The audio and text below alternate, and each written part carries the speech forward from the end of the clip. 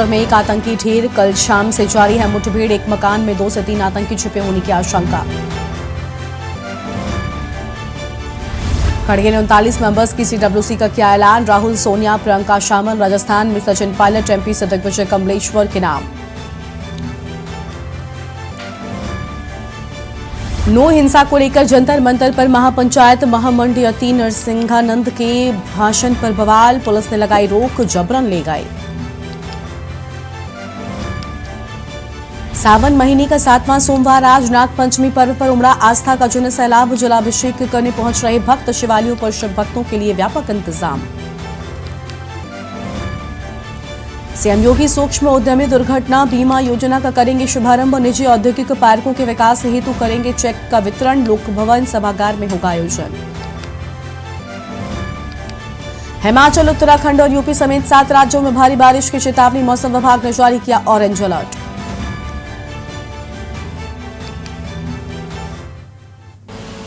आप देख रहे हैं के न्यूज, खबरों का सारथी। नमस्कार, लाइव न्यूज में आप सभी का स्वागत है। मैं हूं आपके साथ गरिमा वाजपेयी। दिल्ली से अहम खबर आपको हम बताते हैं, जहां पर कल से दक्षिण अफ्रीका के दौरे पर रहेंगे प्रधानमंत्री मोदी और 24 अगस्त तक दक्षिण अफ्रीका के दौरे पर रहेंगे प्रधानमंत्री। ब्रिक्स समिट में प्रधानमंत्री नरेंद्र मोदी शिरकत करेंगे। 15वें ब्रिक्स सम्मेलन में शामिल होंगे प्रधानमंत्री नरेंद्र मोदी। तो यह अहम खबर आपको हम बता दें, 15वें ब्रिक्स सम्मेलन में प्रधानमंत्री के शामिल होने की बात सामने आ रही है। आम खबर आपको हम बता रहे हैं, जहां पर 15वें ब्रिक्स सम्मेलन में शामिल होंगे प्रधानमंत्री नरेंद्र मोदी। दिल्ली से आम खबर आपको हम बता दें, कल से दक्षिण अफ्रीका के दौरे पर रहेंगे प्रधानमंत्री।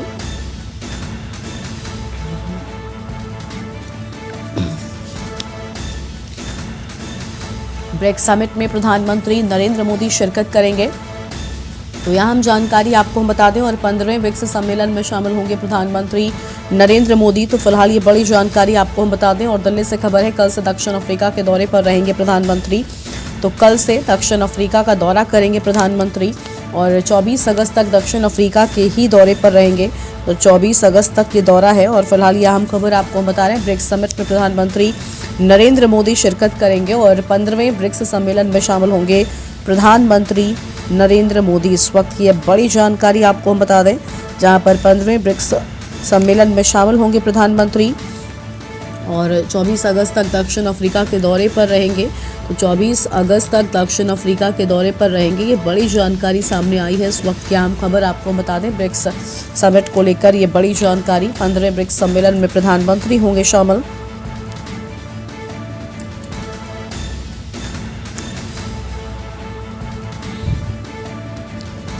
और 24 अगस्त तक दक्षिण अफ्रीका के दौरे पर रहेंगे। तो 24 अगस्त तक दक्षिण अफ्रीका के दौरे पर रहेंगे और ब्रिक्स समिट में प्रधानमंत्री नरेंद्र मोदी शिरकत करेंगे। तो प्रधानमंत्री नरेंद्र मोदी करेंगे शिरकत और 15वें ब्रिक्स सम्मेलन में शामिल होंगे प्रधानमंत्री नरेंद्र मोदी। तो 15वें ब्रिक्स सम्मेलन में शामिल होंगे। और दिल्ली से खबर है, कल से दक्षिण अफ्रीका के दौरे पर ही रहेंगे। तो कल से दक्षिण अफ्रीका के दौरे पर रहेंगे। 24 अगस्त तक दक्षिण अफ्रीका के दौरे पर रहेंगे प्रधानमंत्री। ये बड़ी जानकारी आपको हम बता रहे हैं, इस वक्त की आम खबर।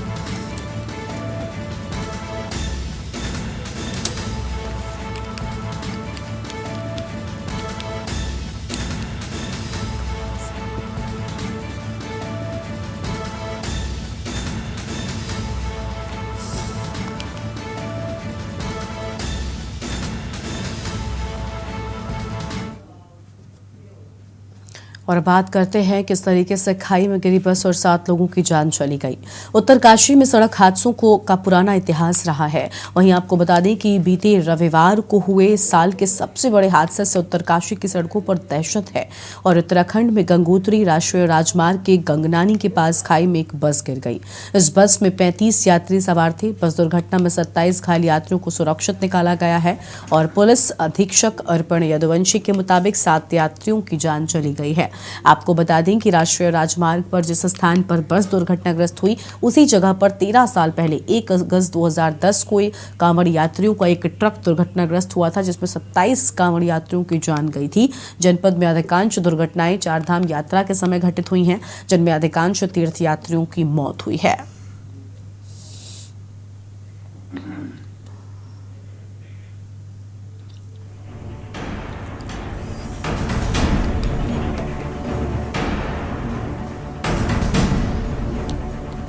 तो 28 सालों में 17 सड़क हादसे हुए हैं और 17 हादसों में 68 लोग घायल हो गए, जबकि 330 यात्रियों की मौत हुई है। उत्तरकाशी की सड़कें लोगों की जान ले रही हैं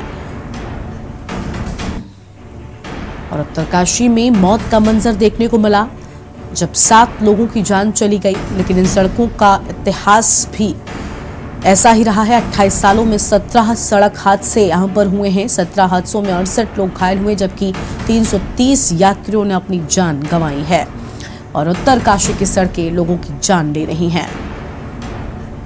तो यहां हम खबर आपको हम बता रहे हैं, उत्तरकाशी में मौत का मंजर देखने को मिला है।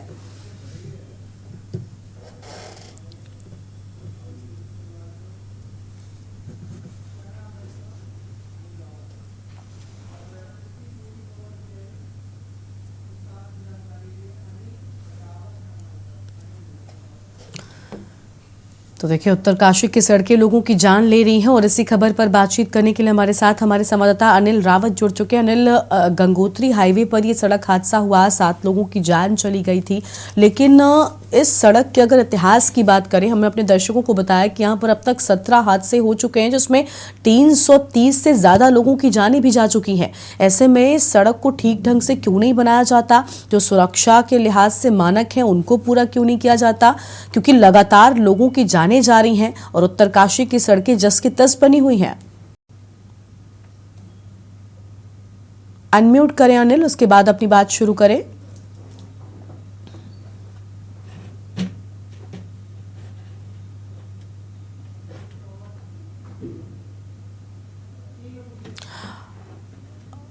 अनिल, अनम्यूट करें, उसके बाद अपनी बात शुरू करें।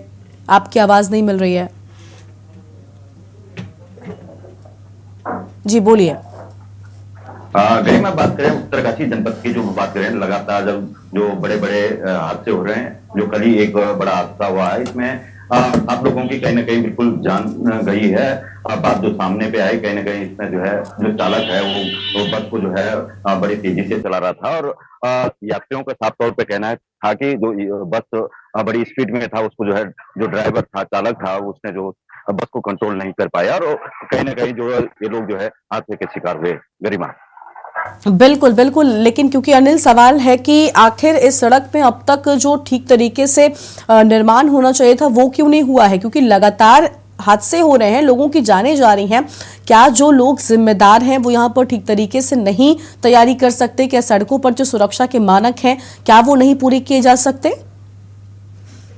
हाँ बिल्कुल, बात करें गरिमा, जो राष्ट्रीय राजमार्ग गंगोत्री की बात करें या यमुनोत्री की बात करें, जो चार धाम में जो भी राजमार्ग आते हैं, इनमें कहीं ना कहीं जो सुरक्षा के जो पुख्ता इंतजाम किए जाते हैं, जैसे उसमें सुरक्षा को लेकर जो है सड़कों के किनारे जो पैराफिट लगते हैं, इस प्रकार की जो सुरक्षा ये होते हैं, उनपे पूर्णतः काम अच्छी तरह से नहीं किया जाता। तो कहीं ना कहीं जो निर्माण जो एजेंसियां हैं, उनमें कहीं ना कहीं उनमें जो है लिपापोती कहीं ना कहीं सामने पे आती है। भले इसमें जिला प्रशासन की बात करें या तमाम जो देखने वाली जो एजेंसियां, इसमें निगरानी रखते हैं, लेकिन कहीं ना कहीं इसमें जो है चूक और रह जाती है। ठीक है, बहुत शुक्रिया आपका अनिल, अधिक जानकारी के लिए। तो यहाँ खबर आपको हम बता दें, जहाँ पर गंगोत्री हाईवे पर यह हादसा हुआ, 7 लोगों की जान चली गई, लेकिन लगातार अगर बात करें तो ये सड़कें लोगों की जानें लेती आई हैं। अब तक कुल 17 हादसे यहाँ पर हुए, जिसमें 68 लोग घायल हुए, जबकि 330 लोगों ने लगभग अपनी जान गंवाई है। तो उत्तरकाशी में मौत का मंजर देखने को मिला है। गंगोत्री हाईवे पर हुआ सड़क हादसा, जिसमें 7 लोग काल के गाल में समा गए। लेकिन इसके पहले भी कितने यहाँ पर हादसे हो चुके हैं। अब बड़ा सवाल यह है कि आखिर ठीक सुरक्षा मानकों का पालन यहाँ पर क्यों नहीं किया जाता और ये बात सुनिश्चित क्यों नहीं कराई जाती उन जिम्मेदारों के द्वारा कि जो लोग इन सड़कों पर चलते हैं वो भी नियमों का पालन करें, ताकि ऐसे हादसों से वो लोग बच सके। उत्तरकाशी में मौत का मंजर नजर आया, 7 लोगों की जान चली गई हादसे में और कई लोगों के घायल होने की बात सामने आई थी। तो गंगोत्री हाईवे पर हुआ सड़क हादसा। तो गंगोत्री हाईवे पर सड़क हादसा हुआ, उत्तरकाशी की सड़कें लोगों की जान ले रही हैं। फिलहाल ये अहम खबर आपको हम बता रहे हैं, कई लोगों की जान अब तक जा चुकी है।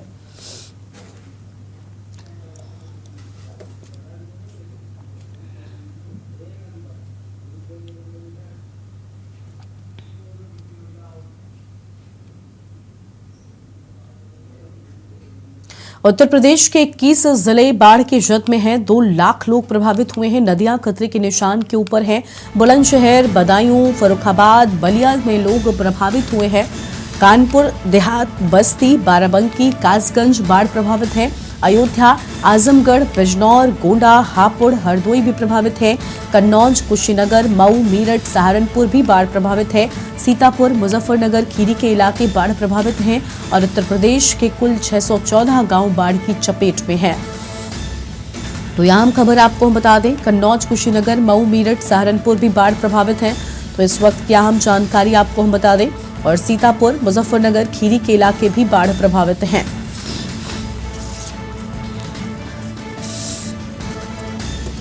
उत्तर प्रदेश में कुल 614 गांव बाढ़ प्रभावित और 21 जिले बाढ़ की जद में हैं। तो यहाँ हम जानकारी आपको हम बता दें, जहाँ पर 21 जिले बाढ़ की जद में हैं और 2 लाख लोग प्रभावित हुए हैं। नदियां खतरे के निशान के ऊपर हैं। तो नदियां खतरे के निशान के ऊपर हैं। फिलहाल ये बड़ी जानकारी आपको हम बता रहे हैं। बुलंदशहर, बदायूं, ये सभी जगहों पर बाढ़ का कहर देखने को मिल रहा है। तो यहाँ हम खबर आपको हम बता दें, और अयोध्या, आजमगढ़, बिजनौर, गोंडा, हापुड़, हरदोई भी बाढ़ से प्रभावित हुए हैं। फिलहाल इस वक्त की आम खबर, कन्नौज, कुशीनगर, मऊ, मेरठ, सहारनपुर बाढ़ प्रभावित।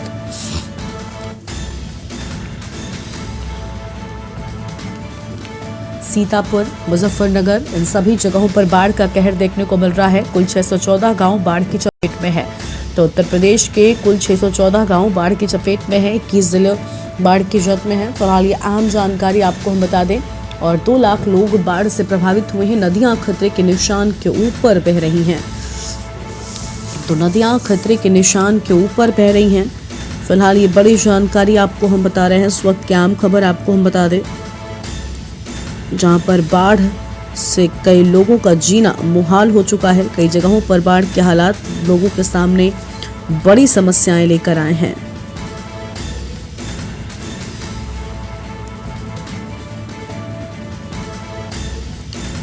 और इसी खबर पर अधिक जानकारी के लिए हमारे साथ हमारे संवाददाता विक्की डी वाराणसी से जुड़ चुके हैं, जबकि अयोध्या से आरपी सिंह है। विक्की, वाराणसी में भी कई इलाके बाढ़ की चपेट में है। गंगा का जलस्तर खतरे के निशान के लगभग ऊपर बह रहा है। ऐसे में आम लोगों को राहत कब तक मिलेगी, क्या स्थितियां हैं? जी बिल्कुल गरिमा, आपको बता दें, गंगा का जलस्तर जो लगातार बढ़ता ही जा रहा है, जिसको लेकर वाराणसी जिला प्रशासन और एनडीआरएफ की टीमें जो है पहले से ही अपनी तैयारी पूरी कर ली। बाढ़ से निपटने के लिए बाढ़ ग्रसित क्षेत्रों का लगातार दमन किया जा रहा है। उसके बाद फिलहाल अभी आपको बता दें, इस बार सावन में उस तरह की बारिश इस बार नहीं हुई है, लेकिन बाढ़ से अभी उस तरह का खतरा वाराणसी में नहीं है। बाढ़ एक बार जो है गंगा का जलस्तर बढ़ा, लेकिन उसके बाद जो है मनकंडा घाट, दास संस्कार होता है, हरीश्वरी घाट दास संस्कार होता है। गंगा का जलस्तर बढ़ने से काफी दिक्कतों का सामना करना पड़ रहा था। जो बाहर से दाह संस्कार करने लोग काशी आते हैं मुफ्त पानी के लिए, तो जो दाह संस्कार घाटों पे किया जाता है, लेकिन जब बाढ़ का पानी, घाट का पानी जो है पूरा ऊपर तक आ जाता है, तो दाह संस्कार के लिए काफी दिक्कत होती है। छतों पे होने लगता है दाह संस्कार, और रोड तक जो है कतार लगी रहती है, तो और लकड़ियां भीगी रहती है। बहुत सी दिक्कतें आती है बाढ़ की वजह से। लेकिन इस बार जो है अभी फिलहाल ऐसी नौबत नहीं है, और गंगा का जलस्तर घटने लगा है। धीरे धीरे जलस्तर जो है नीचे की तरफ जा रहा है। तो जैसे कि आपको बता दें, सामने घाट हो गए, वाराणसी सामने घाट हो गए, वरुणा पार हो गए, वरुणा, इस सब जो है बाढ़ ग्रसित क्षेत्र है, जिसको लेकर लगातार एनडीआरएफ की टीमें जो है निरीक्षण करती रहती है, और पहले से समझ करती है बाढ़, अगर ऐसे बाढ़ आते बाढ़ का सामना करना पड़ता है, तो जिला प्रशासन और एनडीआरएफ की टीमें जो है तैयार है। बिल्कुल, यानी पूरी तरीके से तैयारी है। लेकिन सबसे अहम यहाँ पर ये कि जो लोग गंगा किनारे बसे हुए हैं, इनके सामने बड़ी समस्याएं हैं। और आरपी का रुख कर लेते हैं, अयोध्या से हमारे साथ में जुड़ चुके हैं। आरपी, अगर बात करें अयोध्या की, तो यहाँ पर भी सरयू नदी पूरी तरीके से उफान पर नजर आ रही है। जो नदियों के किनारे बसे लोग हैं, उन पर सबसे ज्यादा खतरा है। प्रशासन ने इन लोगों को कहाँ शिफ्ट किया है, क्योंकि बताया जा रहा है कि इनके किनारे बसे लोगों को सुरक्षित स्थानों पर शिफ्ट किए जाने की बात सामने आई है। आरपी, अनम्यूट करें।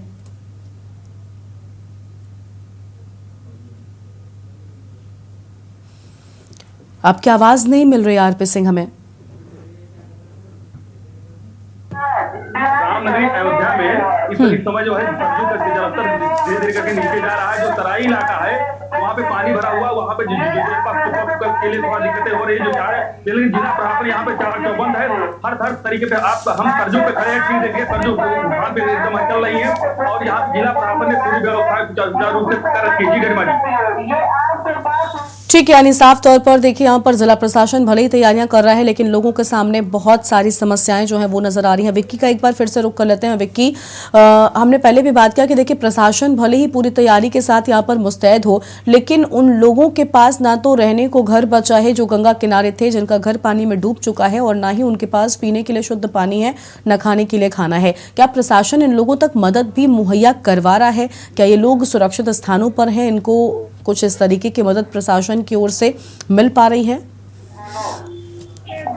जी बिल्कुल, आपको बता दें जो गंगा किनारे लोग बसे रहते हैं, उनका जो गुजारा है नाव चला के, जैसे नाव घाटों पे जो है माला फूल बेचना, इसी व्यवसाय जो है घाटों से जुड़ा हुआ है, और वो घाट किनारे रहने के बाद जलस्तर बढ़ता है गंगा का, सबसे पहले सामना जो करते हैं वही लोग करते हैं, उन्हें सभी चीजों की दिक्कत होती है। उनका घर जो है उसका सर से जो है छत छीन जाता है, क्योंकि हर बार जो गंगा जलस्तर बढ़ता है तो कटान होता है, जो गंगा ले जाते हैं साथ बहे जाते हैं, कई फुट जमीनें भी बह जाती है, कटान होता है, जिसके कारण कहीं न कहीं बेघर हो जाते हैं। लेकिन बात करें प्रशासन की, प्रशासन इसको लेके इनको जो सुरक्षा व्यवस्था की मुहैया कराती है, एनडीआरएफ की टीमें हो गई, जिला प्रशासन हो गए, सभी लोग जो है इसको लेके तैयारी में लगी रहती है और सारी चीज व्यवस्थाएं की जाती है। जी ठीक है, साफ तौर पर देखिए व्यवस्थाएं तो प्रशासन कर लेता है, लेकिन लोग फिर भी जो हैं वो बहुत सारी समस्याओं में हैं, और जब हम उनसे बात करते हैं उस दौरान उनका कष्ट समझ में आता है। और हमारे साथ में प्रयागराज से राहुल मिश्रा भी जुड़ चुके हैं। राहुल, प्रयागराज में बाढ़ के क्या हालात हैं? चारों तरफ बाढ़ से हाहाकार मचा हुआ है, लोग बहुत परेशान हैं, स्थिति प्रयागराज में कैसी है? अनम्यूट करें राहुल, इसके बाद अपनी बात शुरू करें।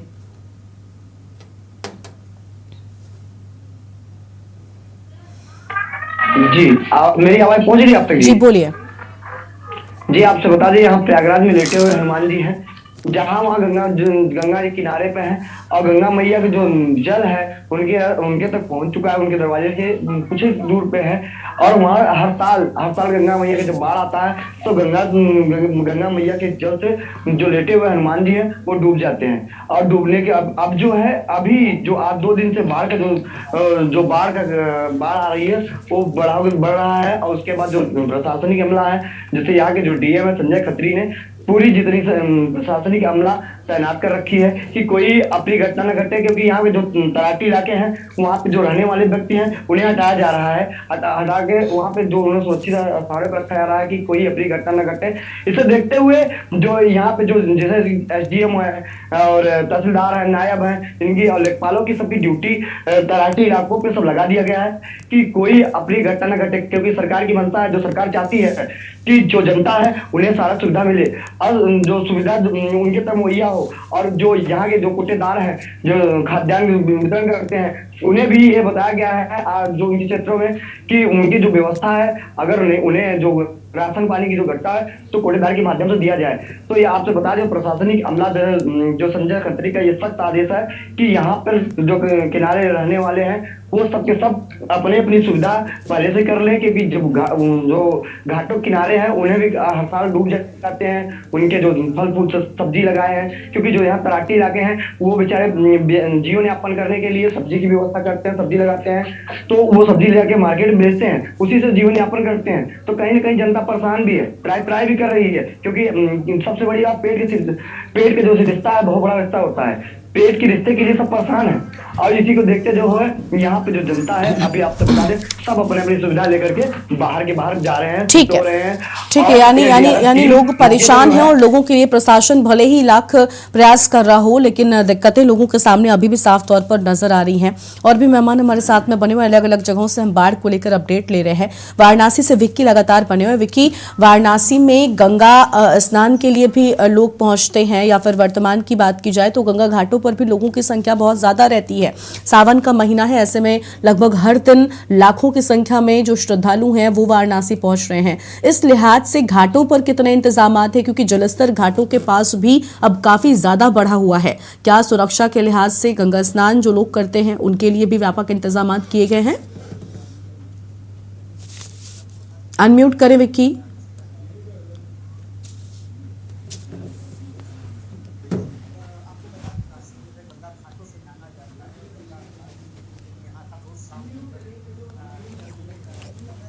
विकी, आपकी आवाज ठीक से नहीं पहुंच रही है।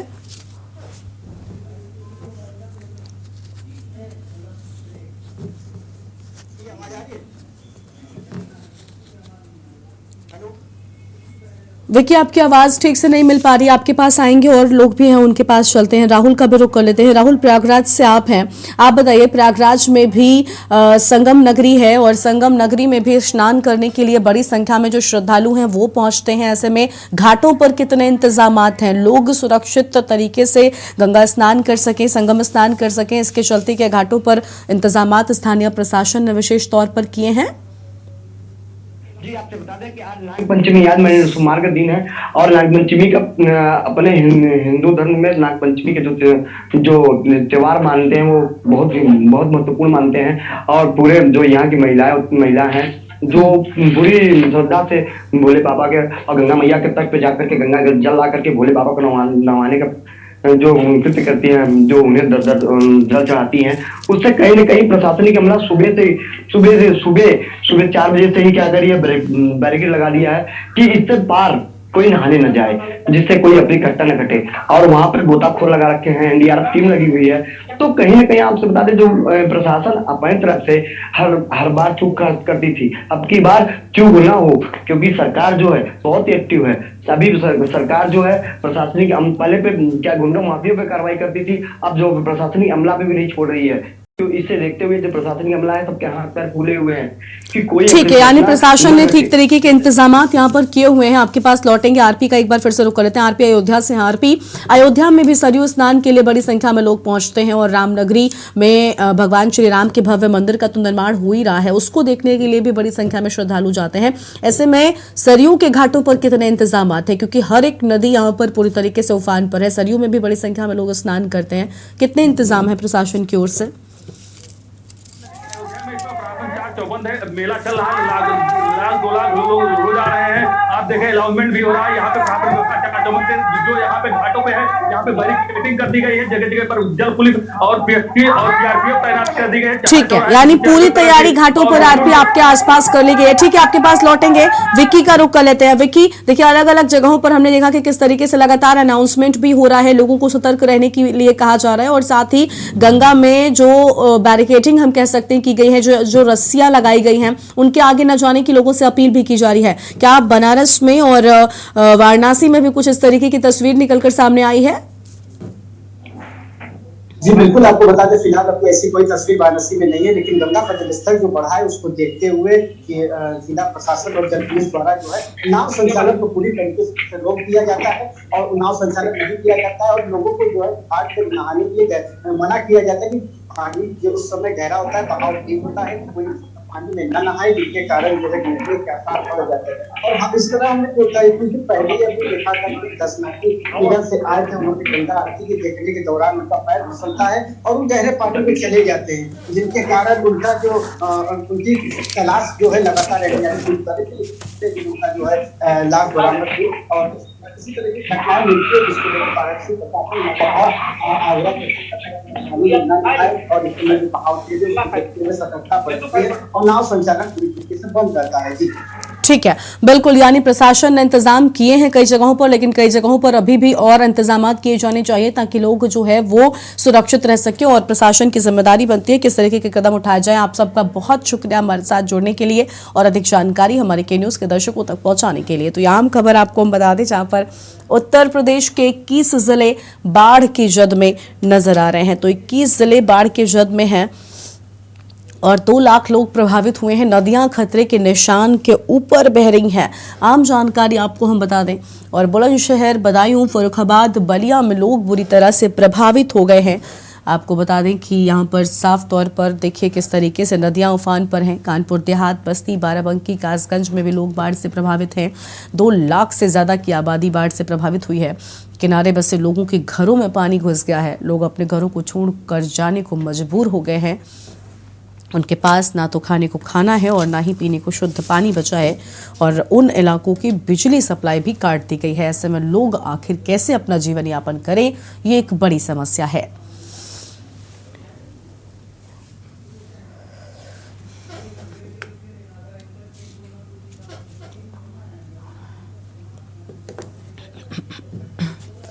तो यहाँ हम खबर आपको हम बता रहे हैं, उत्तर प्रदेश के 21 जिले बाढ़ की जद में पूरी तरीके से नजर आ रहे हैं।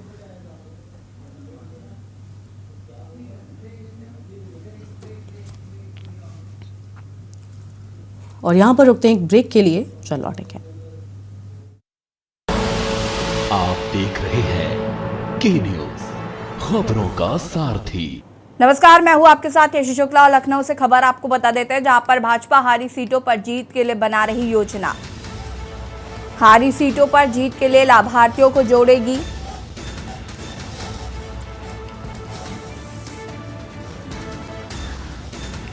पांच 7 बूथों का क्लस्टर बनाकर प्रभारी नियुक्त किया गया। इन सीटों पर जेपी नड्डा, अमित शाह के होंगे दौरे।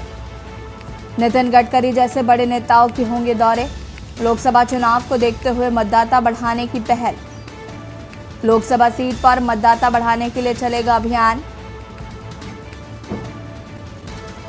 मतदाता अभियान के लिए 22 अगस्त को होगी बैठक। सभी जिला अध्यक्षों की होगी 22 अगस्त को बैठक।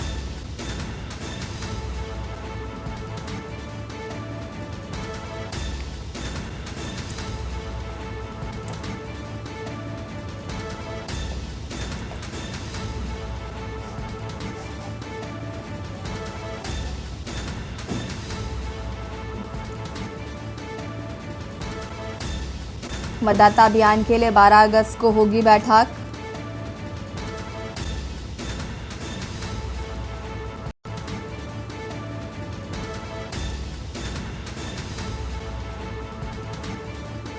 लखनऊ से खबर आपको बता रहे, हारी सीटों पर जीत के लिए लाभार्थियों को जोड़ेगी भाजपा। 5-7 बूथों का क्लस्टर बनाकर प्रभारी नियुक्त किया गया है।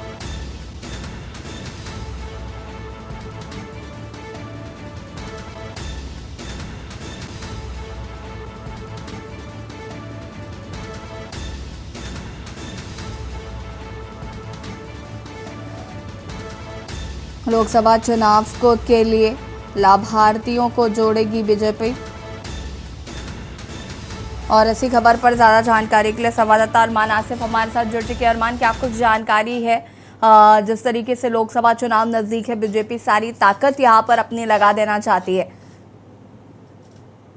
जी बिल्कुल, देखिए आगामी चुनाव को देखते हुए भाजपा ने अपनी कमर कस ली है। आपको बता दें कि 2019 में जो लोकसभा का चुनाव था उसमें भाजपा ने करीब 16 सीटें ऐसी थी जो गंवा दी थी।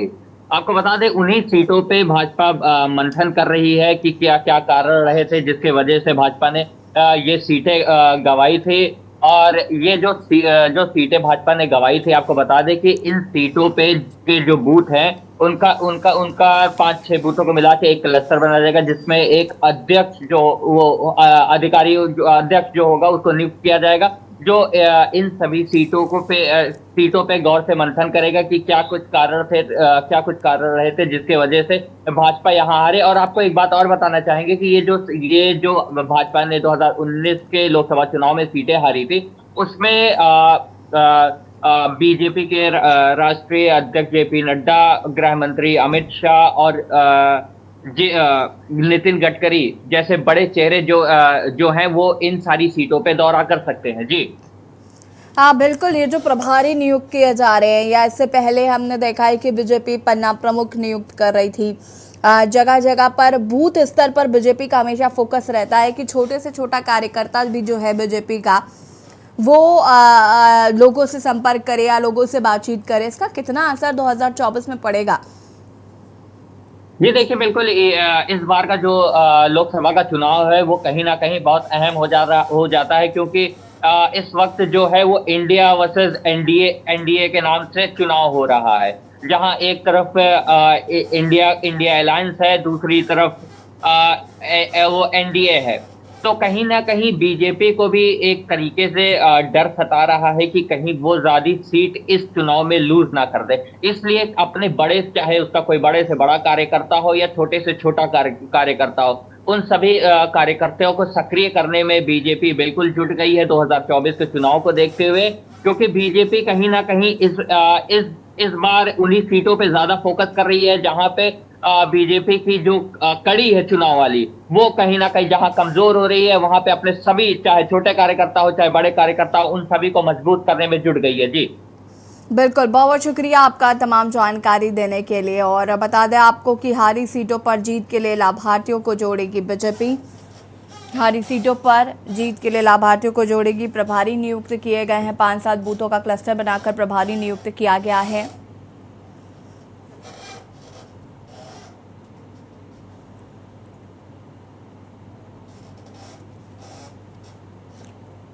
लखनऊ से खबर आपको बता देते हैं, जहां पर लोकसभा 2024 चुनाव को लेकर सपा करेगी सम्मेलन। समाजवादी पार्टी क्षत्रियों के लिए एकीकरण सम्मेलन करेगी। अगले माह से शुरू होगा एकीकरण क्षत्रिय सम्मेलन। लखीमपुर खीरी, बांदा और प्रतापगढ़ में होंगे सम्मेलन। सामाजिक एकीकरण सम्मेलन का नाम दिया गया है। इन सम्मेलनों में स्थानीय क्षत्रिय नेता करेंगे अध्यक्षता।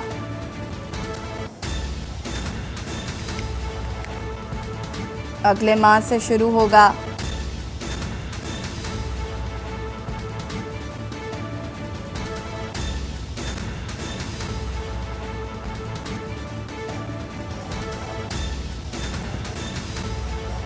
इन सम्मेलनों में स्थानीय क्षेत्रीय नेता करेंगे अध्यक्षता।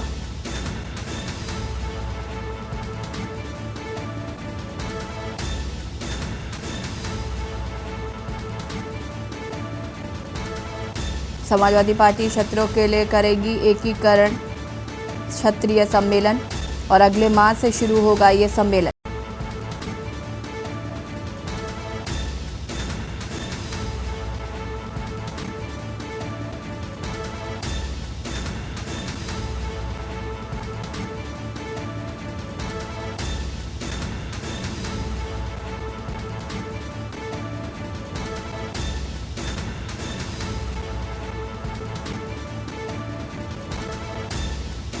इन सम्मेलनों में स्थानीय क्षेत्रीय नेता करेंगे अध्यक्षता।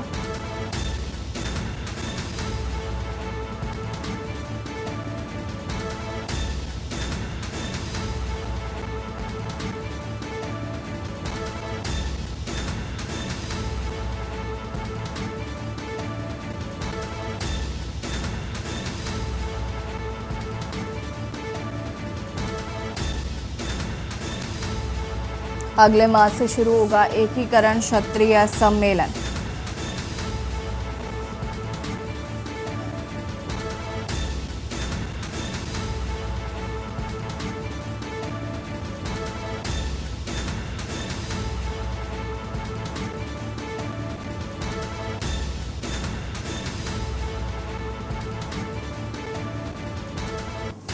लोकसभा 2024 चुनाव को लेकर सपा करेगी सम्मेलन। और इसी खबर पर हमारे साथ संवाददाता अरमान आसिफ जुड़ चुके हैं। अरमान, क्या कुछ जानकारी है? समाजवादी पार्टी क्षत्रिय एकीकरण सम्मेलन का आयोजन करने जा रही है। जी देखिए, बिल्कुल बता दें कि उत्तर प्रदेश में सपा कहीं ना कहीं जो लोकसभा चुनाव है उसको लेके तैयारी तेज कर दी है। आपको चाहे हम बात करें जन जागरण यात्रा की, चाहे हो गया प्रशिक्षण शिविर को लेकर, अखिलेश यादव लगातार अपने कार्यकर्ताओं से जुड़ रहे हैं, अलग अलग तरह के कार्यक्रम कर रहे हैं। और यही अगर बात करें कि इस सम्मेलन की जो अखिलेश यादव करने वाले हैं, वो आपको बता दें कि जो आपको बता दें कि जो जातिगत जनगणना को लेकर एक बात उठ रही थी कि जो सपा उठा रही थी लगातार, तो उन जातियों को जोड़ने के लिए कि सपा से कितनी जाति है जो जुड़ी हैं, उनको लेकर कितने लोग सक्रिय हैं सपा के साथ। ठीक है, वापस आएंगे आपके पास। और बता दें आपको कि अगले माह से ये एकीकरण क्षत्रिय सम्मेलन शुरू हो रहा है। लखीमपुर खीरी, बांदा और प्रतापगढ़ में ये सम्मेलन आयोजित किए जा रहे हैं। सामाजिक एकीकरण सम्मेलन का नाम दिया गया है।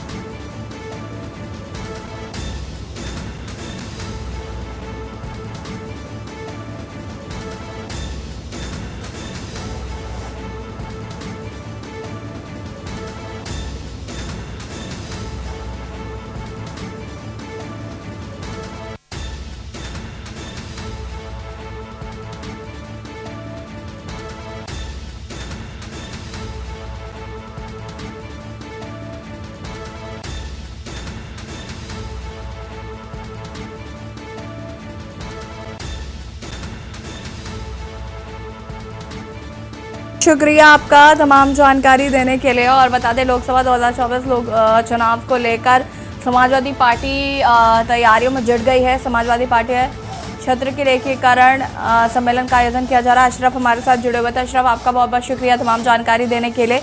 1 माह में शुरू होगा, लखीमपुर खीरी, बांदा और प्रतापगढ़ में होगा सम्मेलन। दिल्ली से खबर आपको बता देते हैं, जहां पर बिहार में जातीय जनगणना का मामला, आज सुप्रीम कोर्ट में मामले की होगी सुनवाई। सर्वे डाटा का सार्वजनिक करने पर रोक लगाने की मांग। पिछली सुनवाई में सुप्रीम कोर्ट ने कहा था निजी डेटा सार्वजनिक नहीं किया जा सकता। बिहार सरकार ने सुप्रीम कोर्ट में कहा था कि सर्वे का निजी डेटा सार्वजनिक नहीं करेंगे।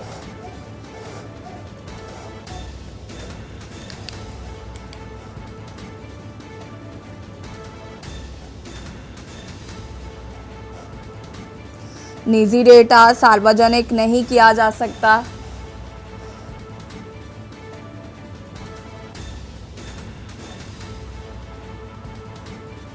सर्वे का निजी डेटा सार्वजनिक नहीं करेंगे। बिहार सरकार की तरफ से ये भी स्टेटमेंट दिया गया है। बिहार में जातीय जनगणना का मामला। इसी खबर पर ज़्यादा जानकारी के लिए संवाददाता प्रवेश शर्मा हमारे साथ जुट गए। प्रवेश, क्या कुछ जानकारी है? सुप्रीम कोर्ट में आज सुनवाई होनी है, कितने बजे तक ये सुनवाई होगी? बिल्कुल, देखिए मैं आपको सबसे पहले बता दूं कि बिहार में जो जातीय जनगणना का एक सर्वे हो रहा है, जिसको लेकर 1 अगस्त को जो है एक याचिका करता है, जिन्होंने याचिका लगाकर ये मांग की थी कि इस तरीके का कोई भी सर्वे अगर करना है तो वो केवल और केवल केंद्र सरकार कर सकती है, राज्य सरकार को कोई अधिकार नहीं है। लेकिन बात करें तो पटना हाई कोर्ट ने साफ साफ ये बोला था कि सरकार ने पटना हाई कोर्ट में जब ये याचिका दायर हुई, ये बताया था कि 80% काम उनका हो चुका है। जिसके बाद पटना हाई कोर्ट ने साफ साफ बोला था कि अगर 80% काम हो चुका है तो अगर 100% भी हो जाएगा तो इसमें कोई बुराई नहीं है। तो कहीं ना कहीं जो याचिकाकर्ता की मांग थी उसको ठुकराते हुए साफ साफ सरकार को जो है इस तरीके का कार्य करने का पटना हाई कोर्ट की तरफ से जो है हरी झंडी मिल गई थी। लेकिन याचिकाकर्ता सुप्रीम कोर्ट पहुंचे और सुप्रीम कोर्ट में इस तरीके की मांग रखी गई, तो उन्होंने सुप्रीम कोर्ट ने साफ साफ कहा कि इस तरीके का कोई भी डाटा आप सार्वजनिक तो नहीं करेंगे, लेकिन किसी प्रकार की रोक भी सुप्रीम कोर्ट ने नहीं लगाई थी। और मैं आपको बता दूं, मामला 18 अगस्त को जो है सुप्रीम कोर्ट ने आज के लिए स्थगित कर दिया था। और आज देखने वाली बात यह है कि सुप्रीम कोर्ट क्या आदेश पारित करता है, ये अभी हम लोग को देखने वाली बात है। और मैं बता दूं कि सुनवाई लगभग बताया जा रहा है कि 2 बजे के आसपास होने वाली है। जी ठीक है प्रवेश, बहुत बहुत शुक्रिया आपका तमाम जानकारी देने के लिए। और बता दें, आज सुप्रीम कोर्ट में मामले की सुनवाई होगी और अगर हम बात करें तो अब से थोड़ी देर में सुनवाई शुरू हो जाएगी। सर्वे डाटा के सार्वजनिक करने पर रोक लगाने की मांग की गई थी और बिहार सरकार ने हालांकि ये बात कही है कि हम डाटा को सार्वजनिक नहीं करेंगे। पिछली सुनवाई में सुप्रीम कोर्ट ने कहा था कि डाटा जो है उसे सार्वजनिक नहीं किया जाना चाहिए। और बिहार में जातीय जनगणना के मामले में बिहार सरकार ने भी कहा है कि डाटा को सार्वजनिक नहीं किया जाएगा।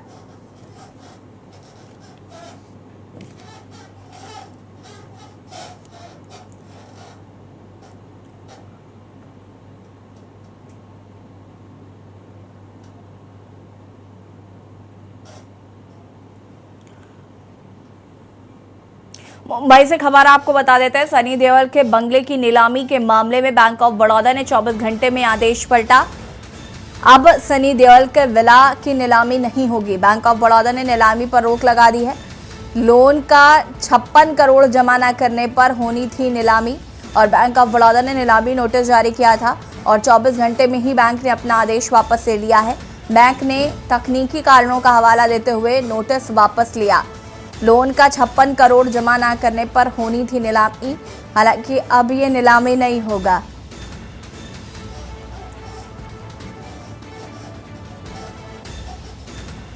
चौबीस घंटे में बैंक ने अपना आदेश वापस ले लिया।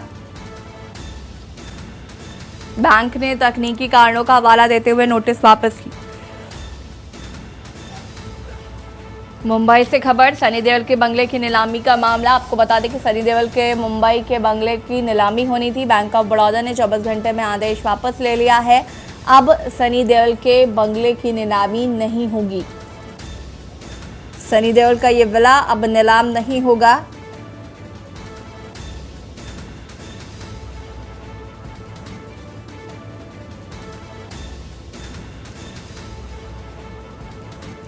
लोन का 56 करोड़ ना जमा होने पर आपको बता दें कि ये नीलामी का नोटिस जारी किया गया था। हालांकि 24 घंटे में ही बैंक ने अपना आदेश वापस ले लिया है और कुछ तकनीकी कारणों का हवाला देते हुए नोटिस को वापस लिया है। मुंबई से खबर आपको बता रहे, सनी देओल के बंगले की नीलामी का ये मामला। बैंक ऑफ बड़ौदा ने 24 घंटे में आदेश को पलटा।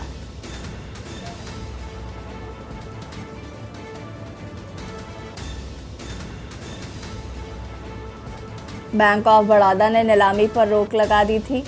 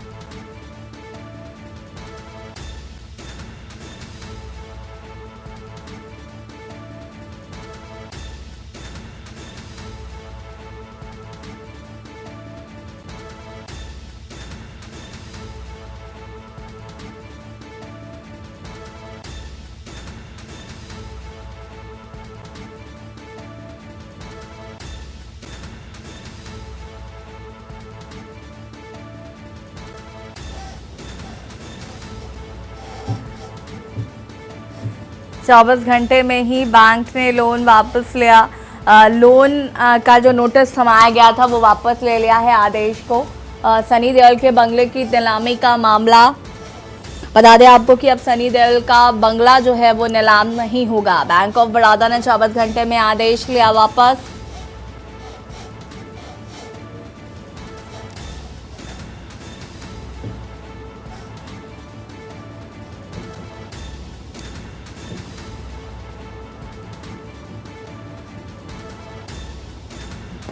लोन का 56 करोड़ ना चुकाने को लेकर आपको बता दें कि बंगला नीलाम होना था। हालांकि अब नीलामी नहीं होगी। सनी देओल के बंगले की अब नहीं होगी नीलामी।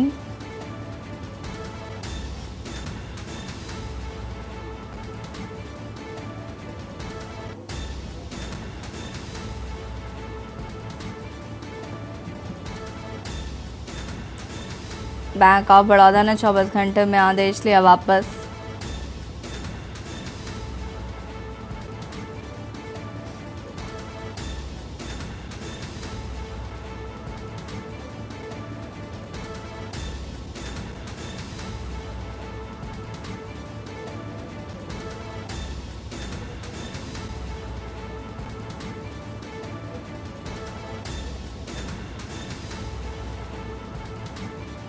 चौबीस घंटे में ही बैंक ने अपना आदेश वापस लिया।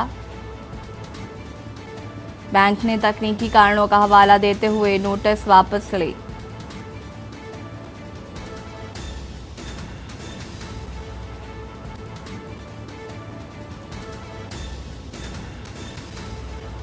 बैंक ऑफ बड़ौदा ने 24 घंटे में अपना स्टेटमेंट लिया वापस।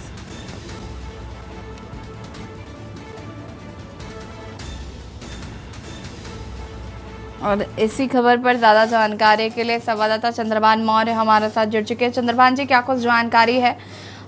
बात करें सनी देओल का जो बंगला नीलाम होना था अब उसकी नीलामी नहीं होगी, क्या कुछ अपडेट्स हैं इसको लेकर?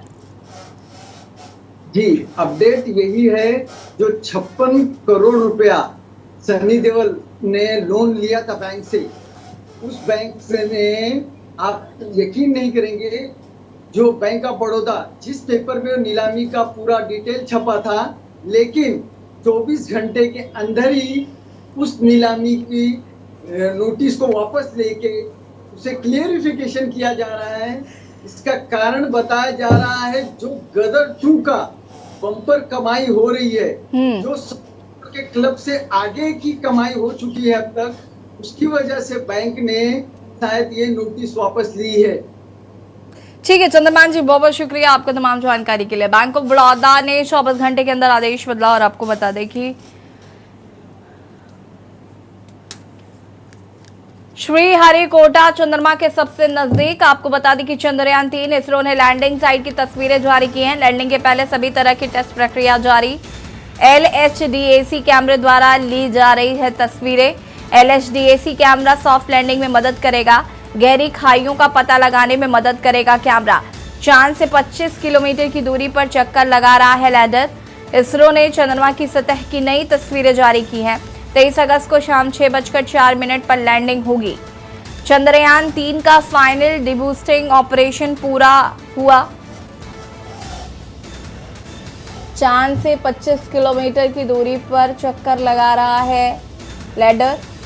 23 अगस्त को शाम 6:04 पर आपको बता दें कि ये लैंड करेगा। सॉफ्ट लैंडिंग की तमाम तैयारियां जो है की गई हैं और नई तस्वीरें आपको बता दें कि चंद्रमा की सतह की जारी की गई हैं इस कैमरे द्वारा। फाइनल डिबूस्टिंग ऑपरेशन पूरा हुआ।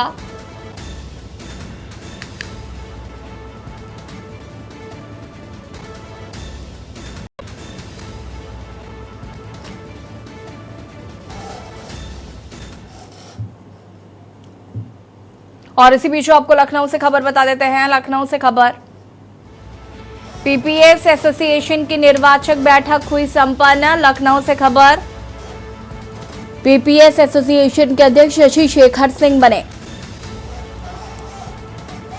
1999 बैच के पीपीएस एएसपी हैं शशि शेखर सिंह।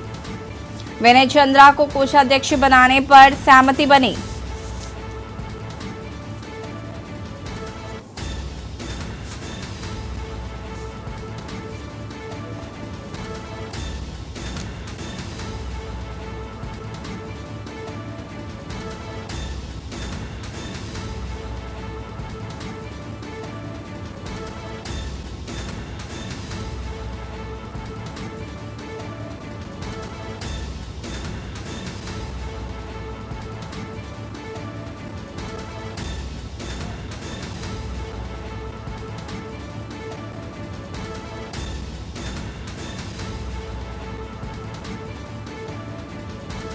हरेंद्र यादव, बैठक में संजय कुमार महासचिव चुने गए हैं।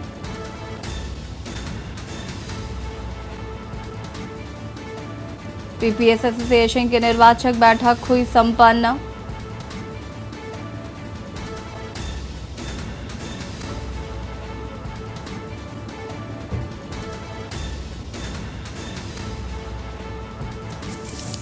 विनय चंद्रा को कोषाध्यक्ष बनाने पर सहमति बनी। 1999 बैच के पीपीएस से एएसपी हैं शशि शेखर सिंह। विनय चंद्रा को कोषाध्यक्ष बनाने पर बनी सहमति। हरेंद्र यादव, नीति द्विवेदी, पुणेंद्र सिंह उपाध्यक्ष चुने गए। बैठक में संजय कुमार महासचिव बनाए गए हैं। लखनऊ से खबर, पीपीएस एसोसिएशन की निर्वाचन बैठक हुई संपन्न। पीपीएस एसोसिएशन के अध्यक्ष शशि शेखर सिंह बने। 1999 बैच के पीपीएस एएसपी हैं शशि शेखर सिंह। विनय चंद्रा को कोषाध्यक्ष बनाने पर सहमति बनी। 1999 बैच के पीपीएस एएसपी हैं शशि शेखर सिंह। लाइव न्यूज में फिलहाल इतना ही। देखते रहिए के न्यूज एरिया। नमस्कार।